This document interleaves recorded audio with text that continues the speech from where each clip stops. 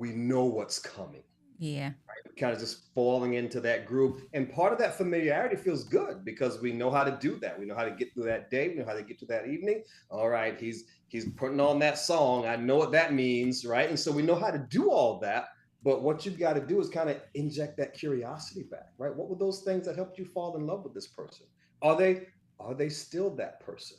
A lot of times we don't have that new conversation because we don't want to know that the other person has changed, and we don't want them to know that we have too. Because if they realize that, then maybe they realize I'm not the one for them anymore. And we don't want to ask that part of the question.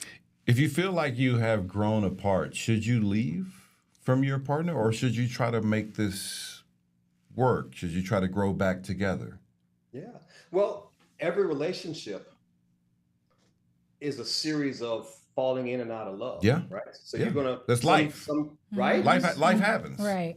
You got it. And so what you got to do is right. Successful couples know how to fall in and out of love at the same time. Ooh. Right? I didn't know that was a That is thing. that is the key because right, you're either we're growing together or we're growing apart. And so when this person when that person that feels like they're growing, you know what? They're not talking like they used to. They're not saying much. Yeah. They're doing some things that I don't really know about. Right. So don't take that as a sign that we're growing apart. Take that as a sign that now it's time for me. She's giving me something to be curious about again. I get to ask some new questions now. What else is going on? What's new in your life? Right now, we get to be curious about each other and use that as the on ramp to fall back in love again. I'm going to find something else I like about them. Let's re-explore this new version of Wow. you. Let's re-explore Yeah. this new version. And then it gives you the opportunity to tell them how you have changed. Because you know what, baby girl, that thing that you used to do that I used to love, still love it. However, there's a new thing that I need to tell you about. And let's see how you feel about this. Right? I don't like the grandma draws. I like Oh, the die. G strings. Can we go back to that Well, back in then the buy day? them. Oh, I don't have a problem with that. You let me know what the size is. Now, Dr. Ish, let me throw a hardball at you real quick. I talked to a friend this weekend who was in a relationship. He said he was just about to break up with this woman that he had been with for some time. Yep. She got a terminal illness. Wow. And so now there's an obligation that he feels to stay with her as she tries to fight basically for her life. How does one navigate that? Because that is a very hard situation. You don't, obviously, you care about the person that you're with. You spent some time with them in this relationship, but you were unhappy in the relationship. And then this thing pops up out of nowhere that is a medical thing. Yep.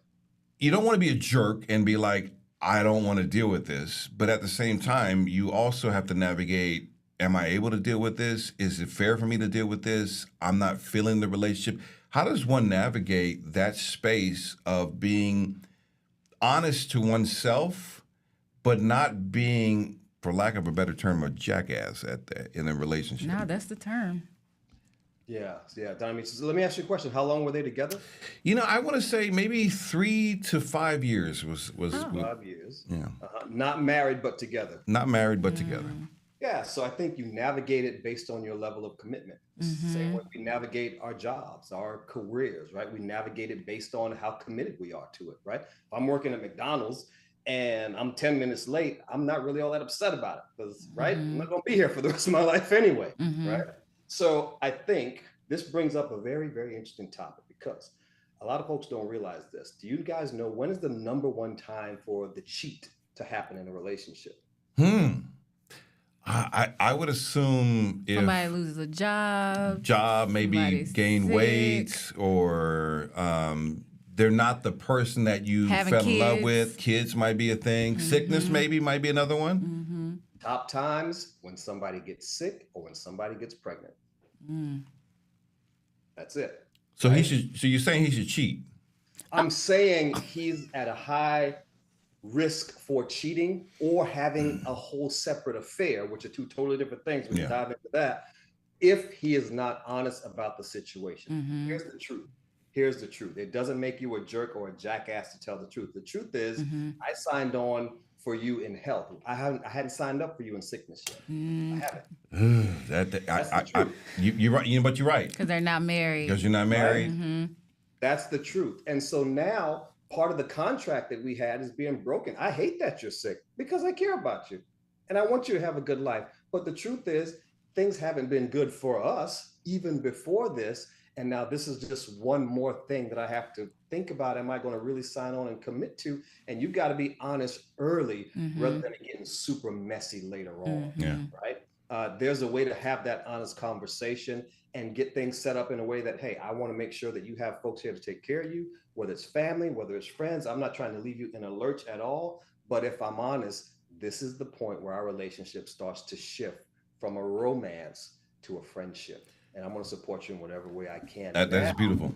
Right? That is you showing up with personal integrity. Right. Yeah. Because the thing that's going to keep you stuck, Don, is the guilt. The thing that's going to keep him stuck is feeling that regret, is feeling that shame. Oh man, I can't look Don in the eye anymore because he knows that situation and he knows how I walked out when they needed me most, right? No, I handle the situation with personal integrity. Right. I get to walk around with my head held high, my chin up, because it was a hard conversation. It was a heartbreak. It was a conversation that broke my heart, but gave my soul some peace, and I can live with that. Yeah, that's the hard thing with honest. being a human being and having relationships is we are conflicted. You don't want to leave someone who you care about.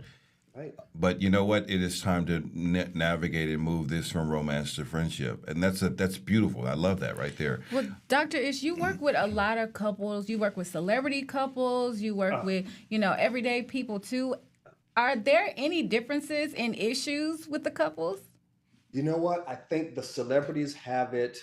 So first answer, not really, right? We're all right. We all in human situations, right?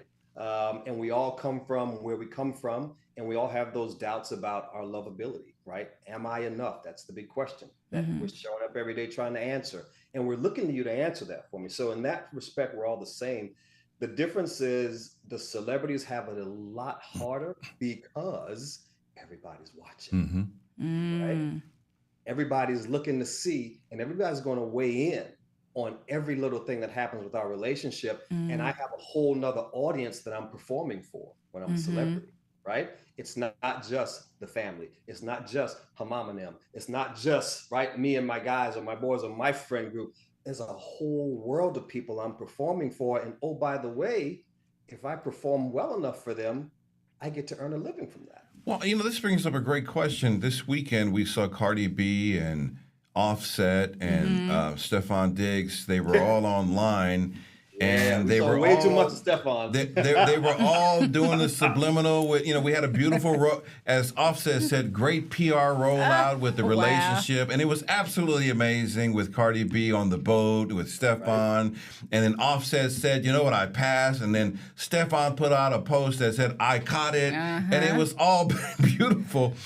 But how does Offset move on from this whole situation? Because the world is watching. I think they should all just be quiet and stop talking in public. Because Cardi B went on a crash out Friday where she was just upset and yelling on Well, he was asking for spousal support too. Well, listen, I would ask for the same if I'm not working. Okay. When's the last time the Migos went on tour? Come on. Come on now. You're the breadwinner. You're Cardi B. Wow. Bodak Yellow.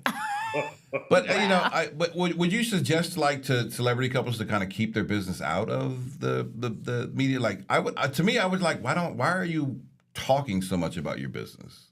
Yeah, well, there's a pressure to feel like you have to share because it's not just you're performing for your audience and that you give them your art, you give them your gift, and then in return they love you for it. They want to know you. They want to bond with you. They want to know how you live because they're modeling in some respects some of their lives after you. So a lot of the celebs, the big celebs like the Cardi B's and the Offsets and the athletes like Stefan, there's a pressure to share some things, but also you really got to know when not. So what we're really talking about, the question is about boundaries. Yeah. Right. It's like, and where do we draw the line? So yeah, the question is, the answer is yes. At some point, you just got to draw the line and say, hey, we're going to talk about what we're going to share and what we're not. And we're not going to leave this conversation until all three of us agree on what that is. So at this point, right? So if I'm Offset, then again, what's the way I get to walk through this with as much personal integrity as possible? Hey, love me some Cardi, going to love her for life. The romantic part, we tried it and it was good. It was really good. And then it faded, guys. And that happens. Yeah, I would think that he would step up and be a classy guy and say, hey, Stefan, this is the mother of my children. I treat her with love and respect. Cardi, I love you. And let's keep our business out. And I wish nothing but the best for both of you guys as we work through our issues. Like, to me, that would be the response. That would be so nice, Don. Is that what you think? Is that what you think? Well, that's the perfect world response. But I understand everybody's triggered. Right. Offset's triggered. Point, yeah. And a lot of people have to do the work too. You don't just, be that guy. Sometimes you got to learn how to be that guy. I spent a decade in therapy, See? so Right. So you're talking from a place of wisdom and healing and peace within. So at some point in our life, right, we all, if you think about that old Shakespearean play, right, all the world's a stage, and we're all we're all the players. So when you think about that, at some point, we've all got to be able to stop what we're doing on that stage and take a step down off the stage. Go sit in a chair in the audience and just look at your life and ask yourself, is what I'm doing up there making sense? Right. Come off the stage, stop performing for your audience, whoever that audience is today. Is it your IG folks? Is it your concert goers? Is it your family? Is it your friends? Whatever that audience, stop performing for just a second. Come down and take a seat and look at it and see how much sense that. See how do you feel about the main character, which is you, right? And ask yourself, do I like that chick or no? Do I like how she's showing up in this scene? Stefan, are you cool with how you showed up on that boat, bro? Right? Is that, and just for a second, right? If you can have that honest moment of reflection, right? If you've got a friend who can hold up that mirror and help you see it, if you can do it for yourself, most of us can't, but if you can, even better. But if you can get just that second or two worth of insight, then you can see how to move forward a lot more clearly, because you see that's not how I want to show up. I don't think I'm an actor. I wish that they had some elders in their life that could guide them through this, but maybe they need Dr. Ish in their life, coaching them all throughout the scene. If you can hang with us through the break, we've got some viewer questions they want to ask you, and we'll come back to the conversation right when Late Night Love continues next.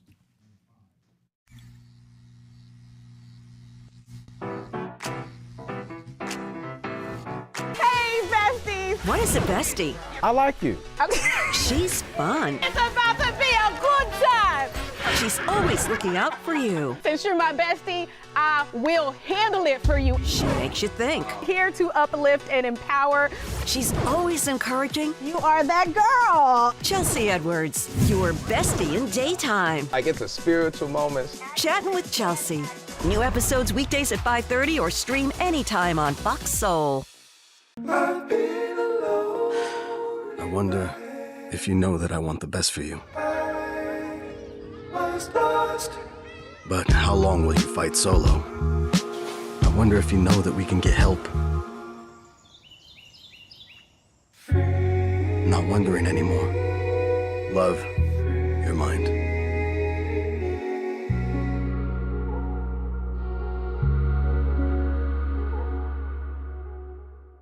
Ready to lose track of time the best way possible? Rolling!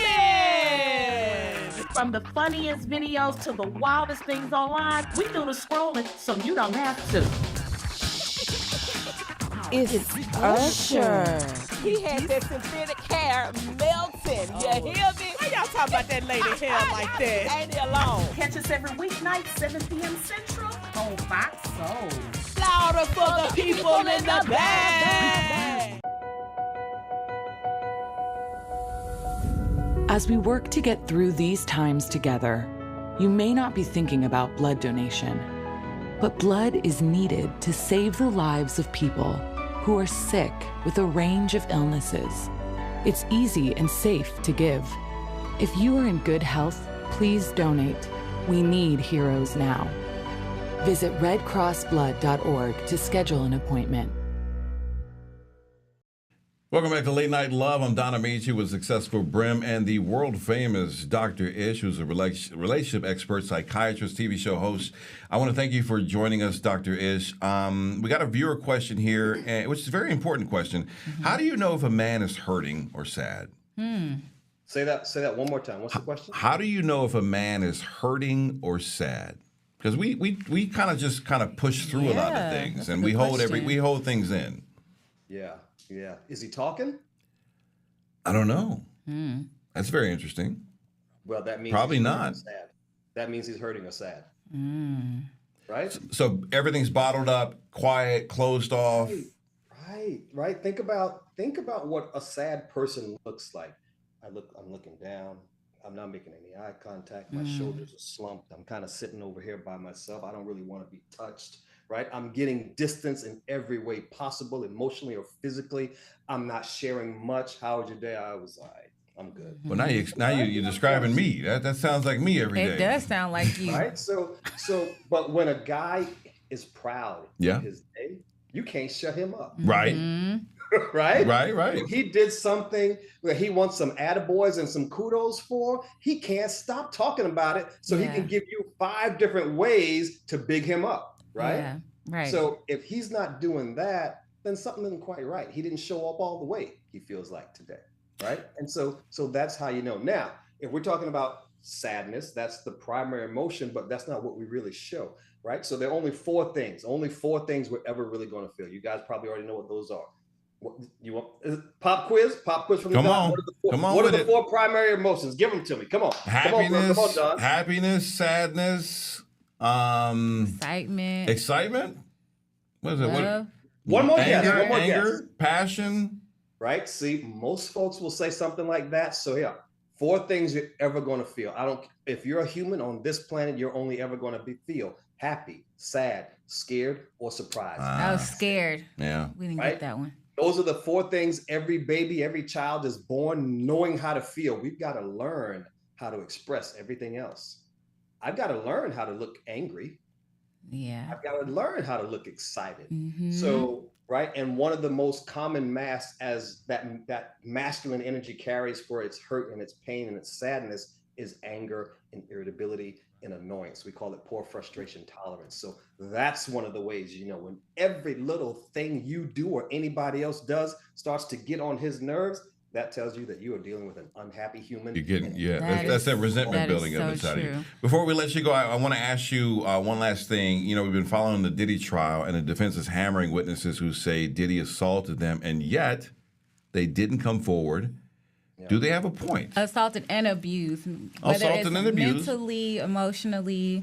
Bill Maher that's important to talk about. Yeah, it is. Bill Maher had a great monologue this past weekend where he was saying, we have moved on since the Me Too movement started. We are listening now.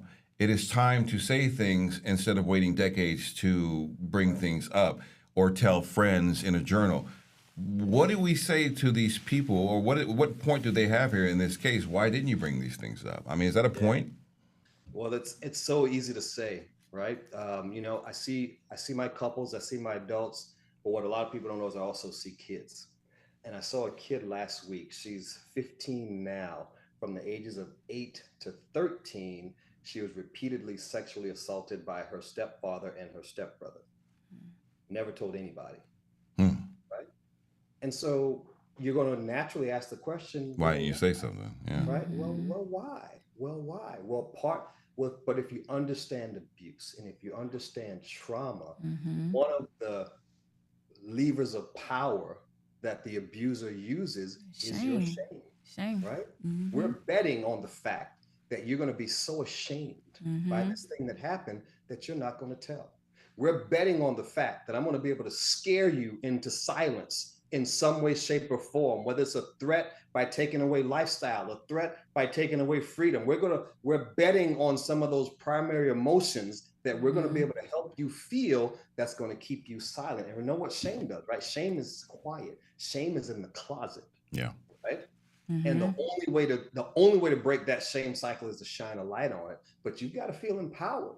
which means that you've got to have some kind of support. You've got to feel like you're not the only one. You've got to feel like you have a voice. You've got to feel like you got a shot at being heard. Right. So all the voices are coming out now because they're like, oh yeah, we've got a microphone, we've got a megaphone, we've got a platform, and now I don't have to. You just put the last 3 years into so much great perspective right there, and so much clarity of why everybody is coming forward now, because there is power in all the voices. Exactly. Dr. Ish, I want to thank you so much. Thank powerful, you. Yes. Powerful. Thank you so much for the clarity. Yes. We got to have you back on whenever you're free again. I appreciate you, because I've been asking for psychiatrists to balance out all the psychologists that we've had on this show. And thank you so much. We're going to have you back on. I appreciate Definitely. you. Thank you so much. Appreciate you. That was amazing. It was. All right, as we mentioned, the Diddy trial continues today. The trial is creating all kinds of dialogue in the community, but poster Never Stop with Sherry wonders why so many people have immunity.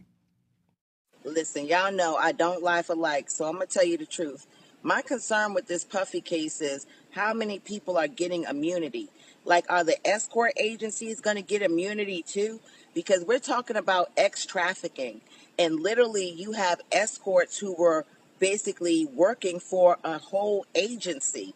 Should not those agency operators be held liable for really trafficking, like having a whole business that trafficked people? You know, to me, Puffy was a John, which of course is ex-trafficking as well, but he was a John, versus the people that actually had a company, and who knows how many other people outside of the Punisher and all these other escorts, who else was involved, who else was victimized because of the businesses that they had. You know, I don't like the fact that, you know, people that were complicit with going out here and getting rugs for people and everything outside of even Puffy are getting immunity to come in here and basically say whatever they want to say. Because let me tell you something. Imagine you go out here and do something with a crew of people, and y'all all do it together. And then the government just wants you so bad that they give everybody around you immunity so that they can feel comfortable to come in and say what the government wants them to say. I feel like Puffy should be held accountable, and everybody else that was complicit in these dealings should as well. Yeah, she has a point, but, you know, when the government's trying to prosecute somebody, they're going to go offer immunity to whoever they need to offer immunity to make a case, and that's what they're doing here. Right. On top of if people feel like, hey, I don't want to testify because I got deals, well, you know, you don't really have, when you get subpoenaed, you don't have really a choice to testify. You don't have a choice. You can sit in jail. Right. Because you don't really, you do have a choice. You can sit in jail and who wants to do that? Under a contempt order. Right. Until the trial is done, or you can testify in court. Right. And so you can pick those two options. And depending on how well the person who treated you is on trial for, you may be like, you know what, you give me immunity for the stuff I did, and I'll testify. And that's probably what's happening right here in the Diddy trial. It's But once again, I do want to preface, we've only seen one side of the story. Right. And we are seeing the prosecution lay out their case. The defense will get to lay out a case, and we'll get to see that side. And there may be a totally different picture being painted of this situation. It's going to be interesting. I do understand what she's saying. You know, unfortunately, the law doesn't really work like that. That's not how they're able to prosecute. But we do feel like everybody should be held accountable. I mean, it's only right if everybody played a part in what actually happened. Yeah. So everybody should, you know. At a minimum, I'm just traumatized. I cannot listen to any bad boy music at all. You know, and then on top of that, I start thinking about Craig Mack. I start thinking about G-Dep. I start thinking about Mace. Right. You start like, what was wondering going on? if they were also involved in some way. Not how bad were they treated? What was going on behind the scenes when they were involved? And then you start to kind of like put together pieces of the puzzle. I understand why Mace left now. Right. Why he went super religious. Like you start to see like things are slowly starting to make sense. It's like, oh, Puffy was a certain type of individual. So it's just a weird case. And it's sad all the way around. It is, unfortunately. Yeah. This week here in Los Angeles, hundreds of influential people in the community will be gathering for the BET Network's annual weekend event. Poster Monique Tyler has some tips that work both in networking and dating. try these 2 things the next time you go to a networking event. I'm Monique, an entertainment attorney in Los Angeles, California, and it is BET weekend, so I am en route currently to a networking event. And I love talking to people, please don't get me wrong, but I hate networking. So I'm going to share with you some of the tips that I've used that have helped me really kind of get out of my comfort zone and allow me to network and build really meaningful connections. What you're going to do is you're going to create spaces within the networking event that are like base, right? Pretend we're kids and this is a game of tag. You need to create comfort zones where it's safe for you. And so there's going to be places like the bar, wherever they're serving food, if there's a dance floor, wherever you don't have to talk to people. That's the places that you're going to actually thrive. Those places don't feel uncomfortable. They don't feel like there's forced conversations and you can naturally engage with folks. That looks like a really great drink. What is it?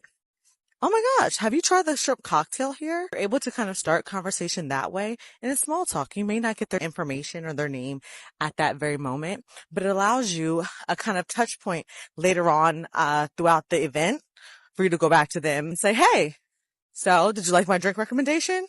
That kind of thing. The other point is go with someone. I'm actually headed here with one of my friends and she's also like a base for me as well. She's a person who wherever I'm not feeling incredibly comfortable, I can kind of go back, talk to my friend, rebuild up that energy and then kind of go back out there. So try those 2 things and let me know if it works out for you the next time you're at a networking event. All right, joining us live now from Los Angeles, Naida Ship, a master networker who created her own organization, Brunch Bay in L.A. Hi, Naida. Specifically for Black women to support each other socially. Of course, you leave Black men out. Shame on you. Since we're picking, I think we're picking up the brunch tab as it is now. Come on. Wow. You know, You should be picking I up like the tab. avocado toast just like you do. Come on. Bottomless mimosa. And all right. So let's get into it. You're a single mom of 6. How did you come to start Brunch Bay LA? Really, it was by happenstance. I came here. Actually, I had a retail brand at that time, and then I fell in love with the fashion district. So I'm like, I'm gonna move here. Forget the overhead. I'm gonna have a children's line, and this is gonna work out, right? But God saw fit for other things. I'm more of a social person. I love the idea of just community and putting other women together, especially Black women for sure. Yeah. And that's just how it was birthed. I had a very good friend of mine who was like, people love you. Why don't you just start something of your own? Because we literally were going to like different mixers. She knew that I was new here. She was very supportive of me along my journey. So she's talking about me, by the way. Oh, look at this. Absolutely. She was definitely supportive of me. And at that time, like I said, I just started it with like minimal. I had this idea. I'm like, I'm going to bring women together. We're going to have a good time. It's no competition. And I really want to get to the core of healing. I don't want it to be like, I want it to be as genuine as possible in my connection with women and then finding my tribe in a new environment. What do you think that women are getting the most out of being able to network and connect with other women in your organization? So for me, I hate the whole thing of we as women, we can't cultivate healthy relationships. We don't believe in sisterhood. It's even jokes when it's like, well, we can go on a trip and come back, go with 10 and come back with 3 friends. And I'm like, that's not real. You really do have women who live by a girl code, who do hold each other accountable. We fix our crowns in private and we believe in sisterhood. Like we really want to grow, connect, share experiences and have long-term relationships. And that is a real thing, So I think that's what they get out of attending any events that I produce. I want to know, you're a single mama of 6. Yes, absolutely. How do you find time to do Brunch Bay in LA? Like, what's your relationship status? Like, is there a guy or is there a Mr. helping you out with this, or is this a dating thing? Like, what's going on here? So for me, I'm very focused. My children are adults and teenagers. So I had children young. I was 19 years old. I'm 40 now. Oh, so they be social media. They can be on the social media promoting you. Yeah, absolutely. The youngest, he's 9. He's definitely side by side a hustler. He like comes to my mommy's events. He's full on with me. But I think that I have a really, really amazing tribe. I have 2 fathers amongst my 6. That's what's I up. was like, yeah. So, I have a big family. I come from a big family. They're really great men and really supportive of we as a collective raise our children. There's no issues in between that That's what's space. up. I Yeah, we love hearing stories cultivate like that. healthy spaces. You know, I have two in college that beg every day. The youngest two on V-Bucks and Robux. It is a lot. So, but I won't take away from me saying I'm just super woman. No, I have support. I come from a great family. So how is the dating scene here? That's what 'Cause Don really wanted to know. well, Like he well, was like, listen. it's hard to sell. You have 6 kids and date, and I was like, Well- people do it all the time. Well, networking and dating, it kind of goes hand in hand. I mean, you know, this is, and brunch. I do want to say that at the same time, too. How does that work? I want to say representation is very important. I will say this: most of the time, the way I carry myself, what I have to offer, the way I think, I do get met with like, "Oh, are you for real?" And I'm like, "Yeah." "Are you serious?" They said about 3 times. I'm like, "Look, light bulb, sir. Let's move it along." Yes, I am a mom. I'm sick, but at the same time, that doesn't mean my life is over. You know, but it is a little bit more difficult due to the climate of dating. You have people that have. We sat down for 2 years and listened to podcasts. Like Yeah. single women in LA that really come to my events are having a very hard time, and they're fit women, great credit, great personalities, agreeable. They go to Pilates. They want to start their families from scratch. So it's not just a me thing. I don't want to center myself in it. And I don't want to make it seem like I'm an anomaly. There's some amazing single women in the world. I just think that in today's climate, it's like not me. But women in my position may feel compelled to pitch themselves due to someone looking at them as low hanging fruit. And I think that's unfortunate. I think you have a lot to offer when it comes to advice. Now, the fact that you said you have a beautiful tribe and you've got 2 great men in your life that are sit there support, that is a beautiful thing. You know, a lot of times it's not really like that. And explaining to women how you got to that point where you have 2 amazing men supporting you and the children at the same time too is like that. That's a brunch in itself. Representation is important. Again, like I said, there's so many other women like me that are handling their business, that are attractive, that are out here. Like, you know, for me, I'm at peace with whatever comes. Obviously, dating is important. I do want to get married eventually, but that's not my primary focus. Yeah. My primary focus is what I'm building, which is my brand, which in 3 years, June 18th. I've raised some beautiful, amazing children. And I'm proud of that. I never bought into what a person felt like I needed to buy into. Right. Tell me about. Tell me my value, then I probably will operate in a different space. But I don't play about myself. Tell me about the And I don't brand. play that. Tell me about the brand and where we want to take the brand. Here, I founded it in 2022, and it has changed drastically. I went from wellness to women, which I still do. I have another brand called Wellness Unplugged, and that's more so the healing through hobbies for Black women on that side. And then Brunch Bay LA, I still keep it like the social side, grown and sexy, date nights, brunches. It's under an umbrella. Even though my business name is Brunch Bay LA, I cultivate so much more. And I'm into brand activation as well. So if you had a business and you had like minimal traction, it was my job to come in, assess it, do some type of activated event, and then bring people out and like convert sales. You know, that's my niche. That's what I love. How is the networking in Los Angeles? LA has kind of changed over the last 3-4 years, where it seems a lot of people have moved out. The entertainment industry's kind of got in this weird space. Yeah, what advice would you give in order to do like great networking amongst, you know, Black women? Oh, did we? Oh, we froze. Oh, the man is keeping us down. They didn't want us low. Oh, there we go. All right. I'm sorry. I didn't want. It's okay. I thought somebody was gatekeeping the information. I'm sorry. I was like, what? Networking? Shut it down. Yeah, right. From networking is really great, but you also have to, if you are new here, it's a lot of smoke and mirrors. So you have to just stick to your gut. Don't let anybody project anything onto you. A lot of things that may not work for them may possibly work for you. It depends on your hustle. If you want to go after it for sure, and don't be afraid of rejections. To me, that's just redirection. I'm very confident in my ability and what I'm capable of. So anytime I'm in a certain space, I feel like that radiates. You have to be sure, because if you're not sure, another person wouldn't be. And just go for it.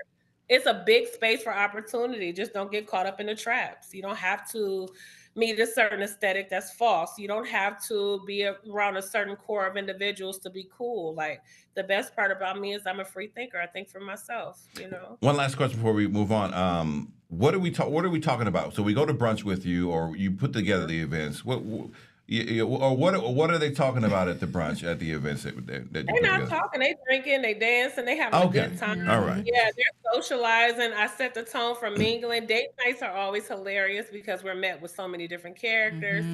It pushes my wig back. I'm not gonna lie. I'm like, why would you say that? You know, we're still in that awkward stage. We're still learning each other. I think men and women. I think when you come to one of my events, you're gonna have fun. You get to let your hair down. You get to mingle, and really, at the end of the day, who cares? Just have a good time. All right, Brunch Bay LA _ Yes. where we need to follow you. I will be there for my avocado toast, bottomless mimosas. You should really go. And I You can't want some avocado toast. I cannot promise anything else after that. I don't know if I'm going to be incoherent. Listen, make brunch again. That's what I want to say. Thank you, Naida. All right, thank you, Naida, so much for appreciate it, and follow her online. All right, more late night love when we come forward.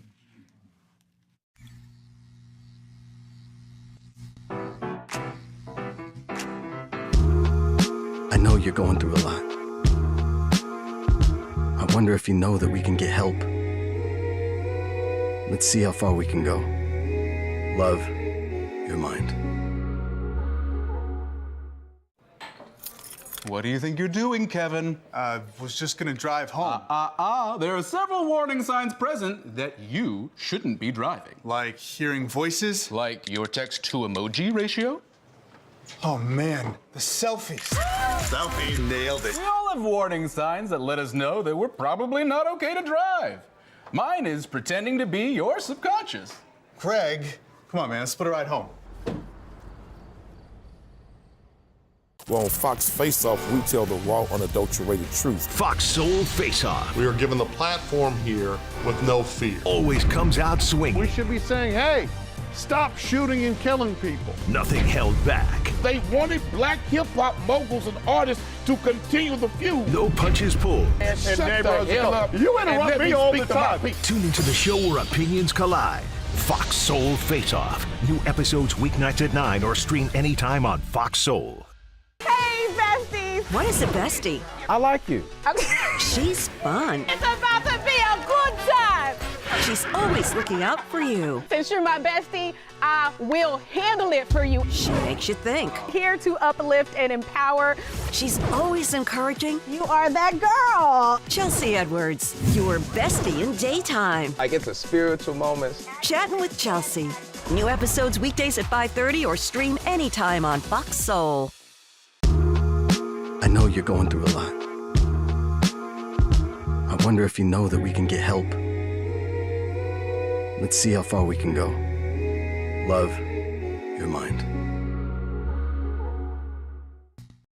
Welcome back to Late Night Love. I'm Don Amici with Successful Brim, co-host of 93.5 K-Day's morning show here in Los Angeles. And listen, we're having a conversation about love and sex and romance. You can join in that conversation by scanning the QR code right there on your screen or jump into the chat on our Fox Soul YouTube page. And shouts out to Love ADL in the chat. Cardi B Offset should definitely take us all out of the chat. There are children involved. Please just co-parent in peace. Be the example for the millions of followers that they have. Well, Love ADL, listen, they're in a different generation than probably you or me. For me, I would keep my business off the internet, but for them, they live on the internet. And so this is why, I don't know why Cardi B had a 20-minute X spaces where she was getting mad at Offset for paying, because she was paying $50,000 to cover the Atlanta mansion and she just wanted to go. I don't know why I heard that. Yeah, it's unfortunate that they do that online and everybody, becomes a part of their business and has an opinion, which I'm sure probably complicates things even more. I got through 10 minutes and I was like, Cardi, if you really want Offset to leave you alone, just give him everything he asked for in the divorce and walk away. And that way you cut every single tie. You'll make more money. That's true. And you'll be happier and he will have nothing because he knows how to trigger you, obviously. And you see how we're all invested now in their business, It's not even that, though. She's playing the game back with him with the PR rollout on the boat. Like, come on now. Who knows if that's a PR rollout? That may be her real man. Okay. All right. Could be. I'm going to ask you the same question 2 years from now. Okay. All right. Also, happy birthday to Marlon, one of our devoted viewers in the chat. Oh, Is happy it birthday. Marlon Kosi, I think, right? All right, Marlon Kosi. Yeah. All right, safe words are not only for sex. Poster Ask a Black Man says he uses them for other reasons. Because I am the man and I am the leader of this relationship, I had to learn to be stoic. That means allowing her to be emotional without matching her emotions. Doing so gives me the ability to validate her feelings. And so now she's less on the defense side. I'm gonna tell y'all some things that me and my girl did to make it out of our rough patch. And for the record, our rough patch does not include cheating. Okay, cheating is not a rough patch, that is abuse. Okay, now every relationship is gonna have disagreements. Okay, disagreements are normal. Disagreements lead to arguments. But it's important that when y'all argue, y'all have rules in place that neither one of y'all are bigger than. These are a couple of our rules. No yelling, no belittling, no name calling. Basically, no disrespect. We also have a safe word that either one of us can use if we feel like the conversation is getting a little too hostile or if we just need some space to think and then come back and have a conversation later. We also have another safe word that emulates a white flag. Okay, that means that this person is surrendering. So when this safe word is used, we both have to stop whatever we're doing, sit down in front of each other, hold each other's hands, repeat our affirmations. I love you. We're going to get married. We're going to have a beautiful life. This problem is not bigger than our relationship. Now, the only way these safe words are going to work is if y'all both abide by them, okay? These safe words are law. We take this shit very serious. Neither one of us is bigger than the relationship or the rules that we got set in place. Ego got to be out the door. So one of our biggest problems was that we wasn't listening to understand, okay? We was listening to respond. Yeah, that is true. A lot of people listen to respond. He is so wise to be so young. Like, that was very wise of him. You know, I was thinking today, I had an epiphany today. I do my meditation on the weekends. Okay. And I was thinking about women and how men and women talk to each other. We will do anything you want us to do if you just communicate, if we could just communicate effectively. Oh. Like I would literally pay for your maintenance if you were my girlfriend, if you didn't demand that I do it. Okay. But what does a demand sound like to you if your woman is asking you to pay for her hair or nails? What is a demand and then what is an ask? A demand is like, listen, if you want me to keeping looking good, you know, you got to pay for this and all that. Oh. That's right. You see all that energy right there? Wow. Right? But if you come to me and say, you know, baby, you know, I want to look beautiful and it costs money for this. Because men don't really know what it takes for you to look beautiful. Like this you got going on successful. We just know you go into a bathroom for like 4 hours. Wow. And then you come out looking perfect. Okay. We don't know how much it costs, what the products, the time, the energy, and everything else that is involved in putting this beauty together. Right. And so we're oblivious to that. We're not mind readers. Yeah. And so we're like, well, that's just what you do. But a part of communication, too, is also asking and seeking that information. Like, I really like how you got your hair done. Next time you get it done, let me know how much it costs and I'll get it for you. Okay, now let me explain this. Now, here's the thing. You also got to understand the type of man you got. Okay. Okay? Now, there's two types of men out there. There's a worker and there's a guy who got it. Okay. Now, the guy who got it is going to put you on the payroll and just give you like $20,000 a month. On the payroll, okay. All right? The guy who's a worker, though, he has to budget, and you have to have a conversation with him about what this cost is. Yeah. I just don't have frivolous money because well, it's not that. What's going to happen is that I'm going to sacrifice pleasures in my life that I like spending money on for you. Right. But I need to know what the cost is. Okay. And that's a conversation that we need to have. It is a conversation, definitely. And if I know that, okay, it costs $500 a month or $1,000 or whatever it is, then I can plan and budget and be like, I want to keep my baby looking good because you know what? She feels good. Yeah. She looks good. It makes me feel good. I got a beautiful woman by my side. And you know what? It makes me feel good contributing to her happiness. Well, that's good. Yeah. I mean, you pretty much said what he said. Having those conversations, those like talks about expressing how you feel. And, you know, if the conversation gets uncomfortable, let's say the partner can't afford it this month. Like, you know, like, okay, I know you may need $500 for your hair and your nails, but I don't have it, you know, and they probably don't want to talk about it at that moment. So use a safe word. You know what? I think we need to figure something out. And our executive producer, who's amazing at this show, Richard, who produces this show tirelessly every single day, said, when I said that we need to write a book, he said there's thousands of books out there. But I think there needs to be some type of operating manual when it comes to how to approach a relationship. Very basic. on this is how we communicate, this is how we talk, these are the words we use, and just kind of a skeleton of like, you know what? So we know safe words, we know communication when it comes to spending money, we know what your expectations are. Right. If your name is successful, how do I amplify that? If we're going to be together and you want to be presented a certain way, and I want to be with you, okay, how do we manage that together? Right. Instead of me expecting or thinking, or you expecting me to think or know what's in your head. You know what's so and interesting? me guessing. That's kind of what they're doing in these like relationship videos that we're seeing. You're like, I'm supposed to know. Everybody's a relationship like guru, you know? So kind of what you're saying, like put it in a book. Put it in a book, and then that way you can like, hey, listen, this is the book for us. Maybe you write the book out, and like this is the book for us. But are people really reading books these days? Well, it's like Well, look at I wouldn't say our generation. Look at the book generation. like this. Look at the book like this. The book it has starter pieces in it, and then we fill in the blanks of how it pertains to us. I think this young man in the clip should put what he said in a book. Okay. Because I love how he used like, safe words and things like that, because that's something that people can understand, because maybe there are times where you do need to have these hard conversations, but you can't have these hard conversations due to like maybe not being in an emotional space. Yeah, because you don't want to end up triggering each other in relationships, because that ends up to like a fight or this, what they call that, silence and stuff. It's just not healthy. But yeah, safe words. I like that. All right, more late night love when we come forward.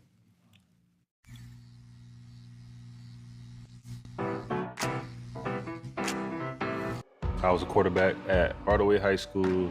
College first-round draft pick. During the football season, I would stop eating. But I didn't know I was depressed. We didn't have any education behind what mental health was.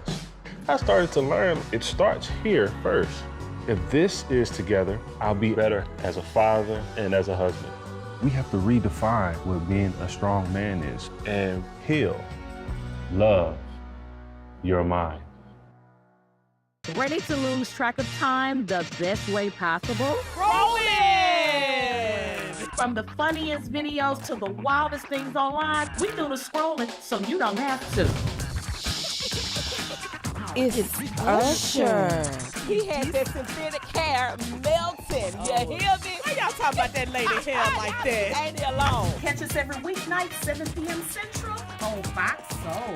Louder for the people in the back. Well, on Fox Face Off, we tell the raw, unadulterated truth. Fox Soul Face Off. We are given the platform here with no fear. Always comes out swinging. We should be saying, hey, stop shooting and killing people. Nothing held back. They wanted black hip-hop moguls and artists to continue the feud. No punches pulled. And shut the hell up. You interrupt me all the time. Tune into the show where opinions collide. Fox Soul Face Off. New episodes weeknights at 9 or stream anytime on Fox Soul.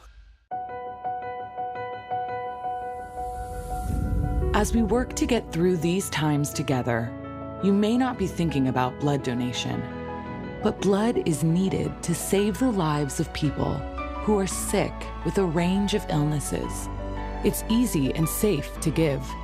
If you are in good health, please donate. We need heroes now. Visit redcrossblood.org to schedule an appointment. Welcome back to Late Night Love. I'm Don Amici with Successful Brim here. Yes. On the way to getting that PhD for Dr. Successful here. Can't wait till that happens here. I'm excited. I cannot wait. I might be your agent. Oh, okay. Hey, listen. Hey, you want to book Dr. Successful? You got to go through me. Well, we got to talk about this percentage, because I don't think you're going to get paid much. 50%. That's all I take. Well, you will. How much of the time do you want me to work? Never. You'll get like 2%. All right. Join the conversation. Scan the QR code right there on the screen, and you can zoom into the show as we're talking about love and relationships here until 10 p.m. Pacific Standard Time. The poster known as the Black Ryan Seacrest, who has earrings just like you, says that social media posters like himself are manipulating the so-called gender wars. The problem with dating discourse now that people don't really talk about is it's synonymous with the gender war. Like, it's extremely rare on this app to find a creator who's like, oh, here's general dating advice for everybody and not dating advice for men or dating advice for women, whether or not that creator's a man or a woman. Literally always men, if you're dating a woman, do this. Oh, women, if you're dating a man, do this. Always just beef. It's like, oh, that other side, ugh, they're like this, they're doing this kind of stuff. But we're doing this kind of stuff. And the problem is, something like this is radicalizing people on both sides. Like, we have women talking about men in general, like they're incels. So men who aren't incels are seeing that, and they're like, okay, this sucks. And then, like, they're gaining a bit of animosity towards women. And then there are men talking about all women like they're just some lazy gold digger. So women who aren't like that are seeing it like, okay, ugh, and they're getting animosity towards men. Then it's like you go in the real world, you start dating, and it's turned into a battlefield for some people. I do feel like there is a gender war thing online, but then when you meet people sometimes when you meet people in public, they kind of hit you with the little gender war thing. But I always attribute that to people who are just like emotionally immature. Really? Yeah, people who What do you mean trying to have like the Kevin Samuels type conversations? Or just have preconceived notions about who you are off of snap judgments off of you. Okay. Instead of really taking the time to have a conversation. Hi, successful. How are you? My name is Don. They'd like, oh, you look like a player. Oh, you know what I'm saying? Instagram model. Yeah, right. Things like that. All these type of things. So I do feel a lot of people. I mean, I don't know. I think social media is kind of pushing us for clickbaits. Yeah, that's what I was going to say. I feel like, of course, they got to amp it up a little bit. I mean, we do work in the industry, so that's what they're doing, like trying to make things, more exciting for people to view and watch. Yeah. But then in reality, they probably wives and husbands at home. Do you know? For their spouse.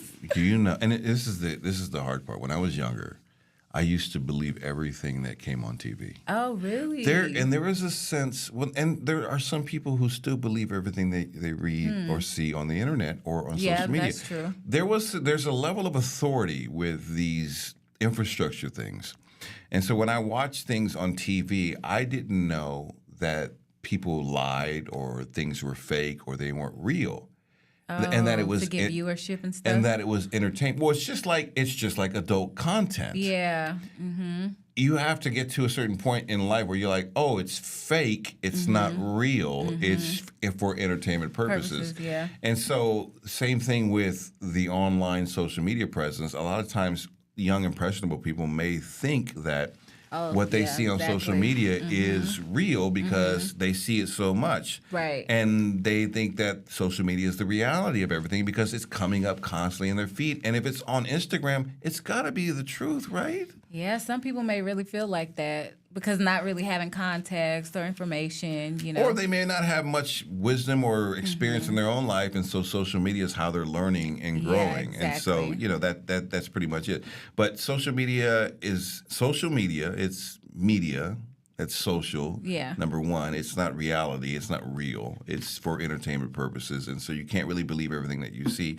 And the best way to figure things out is to go out there in real life and kind of like meet people. So what do you think about this gender war thing that's happening right now, like he was talking about? Do you think this is maybe just something we're going through because it's a catchy topic right now? I think Kevin Samuels sparked a lot of I agree. of this conversation. Kevin Samuels was having a lot of hard conversations with women that I think men had in their head. Right, but wouldn't dare to say out loud. But wouldn't dare to say out loud because of feeling they might get bashed. And I think a lot of people saw the popularity of that, and so they wanted to piggyback on it as a trend. And now everybody's doing it.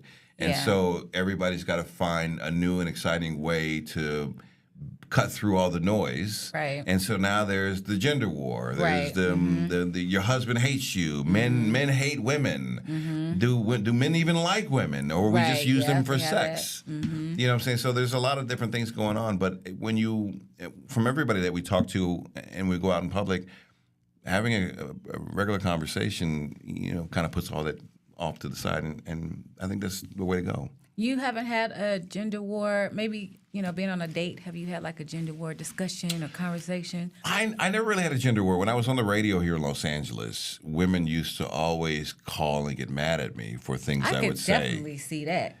Well, Didn't you say they got mad at you? I had friends that say, your co-host on Late Night Love? Here. I was like, girl. Right. So they would listen to me on the radio and I would trigger them. And now, so now sometimes I would trigger them just to be poking them in the eyeball a little bit. Just you do that. But then there are sometimes I just had a different perspective from them, and they could never really tell the difference. Sometimes my perspective is I have a different perspective on a situation than you do, but they would be like, and then occasionally I would get, Donna Michi, I never agreed with you, and I hate you, but today. Didn't you say something like that happened to you over the weekend? Yes. Every so often, I get somebody saying, what happens, here's what happens when people meet me in person, right? They have an impression about me from what they hear on the radio, what they see on TV, or whatever. Yeah. But when they meet me, I'm just loving and a kind individual, and it's different than what you hear on the radio. I will give you a hug. I will do drops for you. I will talk to you for as long as you want. Well, that's because they're not hearing your opinions about those topics Well, they at can, that but moment. they can ask me whatever they want. And you would have the same type of opinion from TV and radio, right? It all depends on what we're talking about. What happened at the pageant? Let's get to it. I was doing the red carpet, and then I was just getting a little attitude from some of the people on the red carpet. What kind of attitude? What was they? Just like, oh, this Donna Michi. Oh, Donna. Oh, I know you, Donna. It just like they were ready for a fight. Oh, okay. That they were bracing themselves for like the guy on the radio. But really, the guy on the radio wasn't here. I was just here to judge a So was you pageant. gaslighting them, acting like you nice and sweet? Do I gaslight you every single day? Oh, wow. You doing it right now. I'm gaslighting you? Oh, wow. Oh, my goodness. I mean, we all can't have the same thought about Donna Michi. Oh, my God. I don't even know what to say on this. I'm gaslighting you. Yes. I just called you beautiful, and I just told you about... That's the truth. All right, last week we featured a clip about seducing a man by keeping eye contact while moving your head around seductively. Some people said the woman was having a stroke. I said you gotta nail it when you're doing the seductive. Okay. From the remarks on their chat, not everyone was convinced that would work, so we're going to give this another try from poster House of Venus. Okay, let's see this. Here's a feminine seduction tip that literally will get any man of your desire to be falling to his knees for you. Number one, you need to understand that we are all subconsciously linked. So that means you can telepathically actually connect and talk to other people. What you want to learn how to do is to stare deeply into someone's eyes, whoever your target is. Look them directly in their eyes because the eyes are the windows to the soul, and connect deeply to their eyes. And in your mind, as you're talking or communicating to them, send them a message. It could be something like, oh, you are so attractive. I want to eat you up, whatever the case is. And you look at them and send that to their third eye as you're talking to them. Just visualize it going there and watch. You'll have them wrapped around your finger and they won't even know why. You've never had that happen to you before? No, I've had women try to be sexy with me before. All right? Okay. And you can't try to be sexy. But what is trying to be sexy to you? Like, what is that? A woman trying to be sexy and being sexy are distinguishable by a man. Okay. All right? So I can tell the difference. What's the difference? I can just tell. It's something that you just know. Give us an example. Like, the people want to know. Well, if I were to be like, hey, successful, you look beautiful, baby. Oh, my God. So cringe. Right, because I'm trying to be sexy right now. Right? Instead of just being sexy.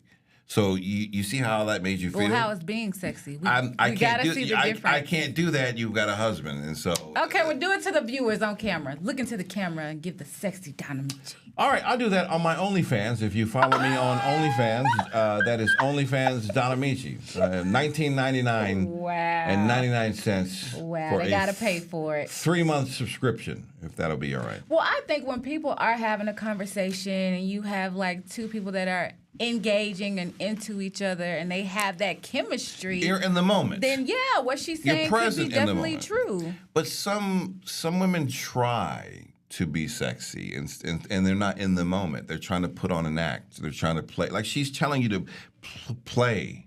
Yeah. Look into my eye. Well, I think maybe she's just giving the instruction. Like, this is how you do it. You have to make eye contact. But so is that how you be sexy?